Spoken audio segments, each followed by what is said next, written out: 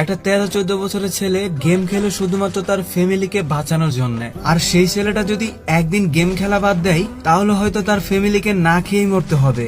আর এই কথাগুলো যখন আমি শুনলাম কিছু সময়ের জন্য অবাক হয়ে গেলাম। যেদিকে আমরা গেম খেলে ফালতু সময় নষ্ট করতেছি আর সেদিকে একটা ছেলে গেম খেলে তার ফ্যামিলিকে বাঁচাচ্ছে।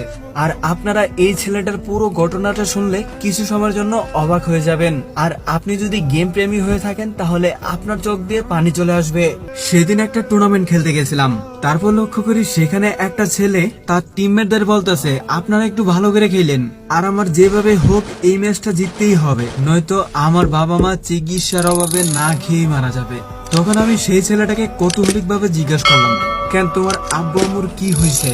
তখন সেই ছেলেটা কাস্টম টুর্নামেন্টের ভিতরে বলতেছিল, ভাইয়া আমার বাবা মা খুবই অসুস্থ, যদি আমি এই টুর্নামেন্টটা জিততে পারি তাহলে এখান থেকে কিছু টাকা পাবো, আর সেই টাকা দিয়েই আমার বাবা মার জন্য ওষুধ এবং খাবার কিনবো। আর সেই ছেলেটা যখন এই কথাগুলো বলতেছিল মনে হচ্ছিল সেই ছেলেটার বুকের ভেতর থেকে কথাগুলো বের হয়ে আসতেছিল।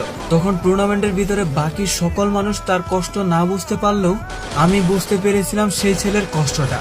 তো তারপর টুর্নামেন্ট শেষে সেই প্লেয়ারটাকে আমার গ্রুপে ডাকি, আর তারপর আমি সেই ছেলেটার পুরো ঘটনাটা শুনি।